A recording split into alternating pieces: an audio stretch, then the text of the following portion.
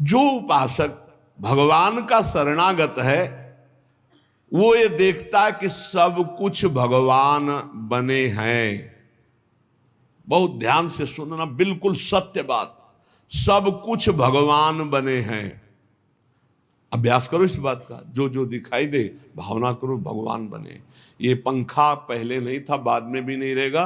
बीच में जो दिखाई दे रहा है ये रूप भले ना हो, लेकिन ये है भगवान ही, भगवान ही बने हैं सब रूपों में भगवान। तभी तो प्रहलाद जी ने कहा खंबे में भी भगवान, तो नरसिंह भगवान प्रकट हो गए। ये तुमको धारणा बनानी होगी। पहले तुमने गलत धारणा बना ली है स्त्री पुरुष संसार की, तो इतनी जोर से बैठ गई कि हट नहीं रही, भगवान नहीं। कल एक प्रश्नकर्ता ने प्रश्न किया कि जो जगत सत्य प्रतीत हो रहा है, परमात्मा तो कहीं दिखाई नहीं दे रहा है, आप कह रहे हो परमात्मा सत्य है, तो ये क्यों मुझे नहीं दिखाई दे रहा? तुम कहा तुम स्वाप्निक पुरुष हो, तुम्हें कैसे दिखाई दे? जगे हुए पुरुष को दिखाई देगा। जय जाने जग जाए हेराई, अभी तुम स्वाप्निक पुरुष हो, त्रिगुण माया की मोह निद्रा में सो रहे, तो तुम्हें स्त्री पुरुष जड़ चेतन दिखाई दे रहा है। जगो, यही जगाना, ये जो सत्संग है ये आपको जगा रहा है।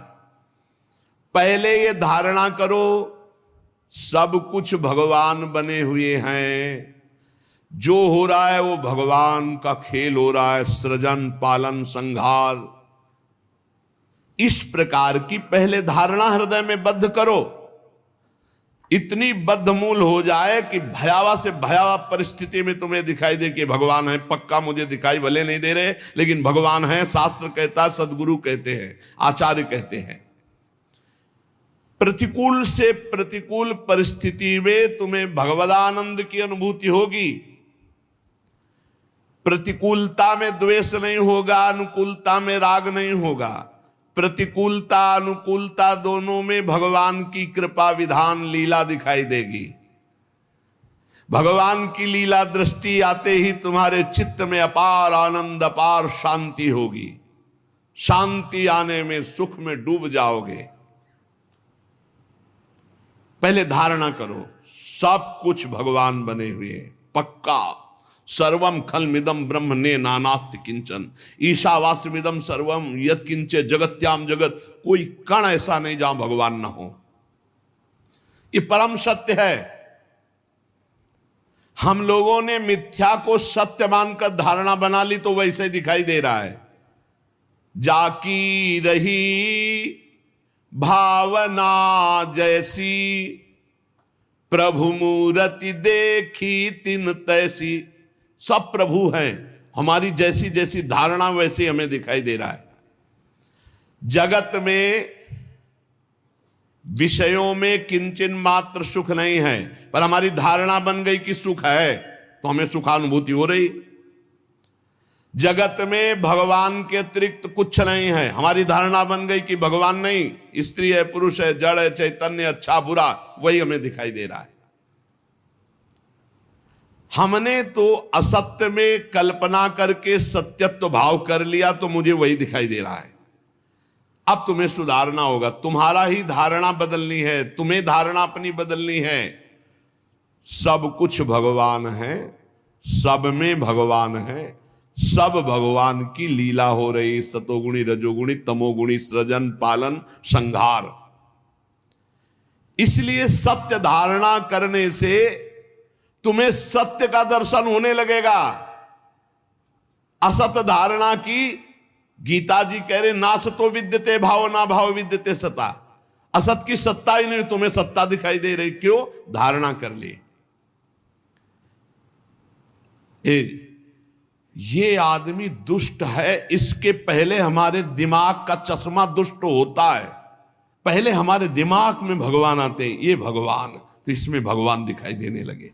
हमारी धारणा बदलनी है, हमारा चिंतन बदलना है। इसलिए महापुरुषों ने कहा बुरा जो देखन में चला, बुरा न मिलिया कोई, जो दिल खोजू आपनो तो हमसे बुरा न हो। क्योंकि पहले हम बुराई अपने में लाते हैं, तब हम बुराई देख पाते हैं। विपरीत धारणा हमने कर ली सत्य भगवान में, असत संसार की, तो वही हमें दिखाई दे रहा है। देखो भगवान कह रहे हैं यो माम पश्यति सर्वत्र सर्वं च मयि पश्यति तस्याहम न प्रणश्यामि सच में न प्रणश्यति। छुपा छुपी का खेल खेल रहे, ढूंढ लो। वो बता भी रहे मैं कहां छुपा हूं। यो माम पश्यति सर्वत्र, सब में छुपा हूं, सब मेरे में है, मैं सब में हूं, खोज लो। जीवन मुक्त हो जाओगे, इनाम मिलेगा इस खेल का। ढूंढो, इसमें भी भगवान, इसमें भी भगवान, पक्का इसमें भी भगवान, मानना पड़े। यो माम पश्यति सर्वत्र, सर्व में भगवान को देखो और भगवान में सर्व को देखो। इतने विराट हैं कि सब भगवान में वास कर रहे हैं, इतने सूक्ष्म है कि सब में भगवान वास कर रहे हैं। उसका फल क्या होगा? तस्याहम न प्रणश्यामि सच में न प्रणश्यति। न वो मेरी दृष्टि से ओझल होगा, न मैं उसकी दृष्टि से ओझल होऊंगा। हर समय भगवान उसकी दृष्टि में बने रहेंगे। अतएव साधक की परिपक्व साधना का स्वरूप है सब घटनाओं में, सब व्यक्तियों में, सब वस्तुओं में भगवान को देखना। फिर अनुकूलता, प्रतिकूलता, मान अपमान, निंदा, स्तुति वाली दृष्टि ही नहीं रहेगी। सच्ची मानिए, सच्ची साधना का आरंभ होते ही राग द्वेष नष्ट होने लगते हैं। इसका पता लगाओ अपने हृदय में कि राग द्वेष नष्ट हो रहा है कि नहीं, अनुकूलता प्रतिकूलता का कितना प्रभाव पड़ रहा है। ये पता लगाना चाहिए साधक को, कितने अंश में राग द्वेष कम हुआ है, घट रहा है या बढ़ रहा है। साधक अपने मन की स्थिति के अनुसार ठीक ठीक देख सकता है। बड़े से बड़ा सुख आने पर साधक के हृदय में हर्ष नहीं होना चाहिए, अनुकूलता, मान, सुख। और बड़े से बड़ा दुख, प्रतिकूलता, अपमान होने पर क्षोभ नहीं होना चाहिए। अकस्मात आपको सूचना मिलती भारी आपका मंगल होने वाला, कोई ऐसी घटना, आपकी मुस्कुराहट में कोई फर्क ना पड़े, आप साधु हो, आप साधक हो, भारी से भारी विपत्ति की सूचना मिलने पर आपके चित्त में क्षोभ, हलचल नहीं होनी चाहिए। क्यों? भगवान का संहारात्मक खेल हो रहा है। बड़े लीला बिहारी अपने परिवार को अपने सामने कटते हुए बाएं जंघा पर दायां पैर चढ़ाए हुए आराम मुद्रा में पीपल के पेड़ के नीचे बैठे, सामने पूरा परिवार कट रहा है, एक दूसरे को काट रहे हैं यदुवंशियों। जब पूरा संहार हो गया तब भगवान अपने भी चरण में बाण मरवा कर फिर अंतर ध्यान हो। समझो, भक्त अपने प्रभु की संहार की भयंकर लीला में भी वो आनंदित रहता है। कोई भी क्षोभ हृदय में घटना न दे पावे, चाहे वो अनुकूल हो या प्रतिकूल हो। बड़े से बड़ा दुख प्राप्त होने पर साधक के हृदय में उद्वेग नहीं आना चाहिए। ज्यों का त्यों शांत चित्त प्रफुल्लित रहे। भारी से भारी प्रतिकूलता होने पर उद्वेग ना हो, ज्यों का त्यों चित्त शांत और प्रफुल्लित रहे तो समझो हमारी शरणागति पक्की, हमारा काम बढ़िया चल रहा है। हमारे मन की मुदिता को कोई भी घटना, कोई भी मनुष्य, कोई भी स्थिति विचलित ना कर पावे। ये तभी हो सकता है जब सीधे प्रभु से आपका संबंध है, किसी व्यक्ति वस्तु स्थान से नहीं। उपासक किसी की गाली, किसी का कर्कश स्वभाव बहुत सुंदर है अगर आप सुन रहे हो, समझ रहे हो। किसी का अनिष्ट प्रहार, किसी की अनिष्ट चिंतन चेष्टा, ये पता चलने पर आपके मन में किसी भी तरह का भय और शोक नहीं होना चाहिए। अब क्या होगा? अरे परम मंगल होगा, भगवान ने मंगल रचा है।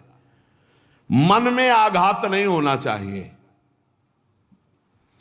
किसी भी घटना का मन में आघात नहीं होना। और मन में आघात होता नहीं है, ध्यान रखना, क्योंकि मन अमूर्त है। आघात शरीर पे होता है, मन स्वीकृति से आघात होता है। पकड़ना, हमारी बात को पकड़ना, अगर मन को आनंदित रखना चाहते हो। मन अमूर्त है, उस पर किसी का आघात, पत्थर मारोगे तो शरीर पे लगेगा, मन पे नहीं। और मन आनंदित है ना तो शरीर की पीड़ा का कोई फर्क नहीं पड़ता। अमुक शब्द अपमान कारक, अमुक शब्द नाम गाली, अमुक शब्द नाम शाप, अमुक शब्द नाम अपमान, ये हमारी जब स्वीकृति हो, इसने मुझे गाली दिया क्योंकि ये शब्द जो बोल रहा है गाली है और मेरा अपमान है, तब मन में प्रहार लगता है। विचार के द्वारा मन में प्रहार लगता है, डायरेक्ट नहीं। मन अमूर्त है, मन को नहीं मारा जा सकता, उस पर कोई चोट नहीं लगती। ये केवल स्वीकृति मानने से चोट लगती है मन में। शरीर पर चोट लगे और मन में चोट न लगे तो मुस्कुरा कर सह सकते हो। मन में चोट लगे, शरीर में चोट न लगे तो आह भरोगे, रात दिन जलोगे। साधक में नहीं।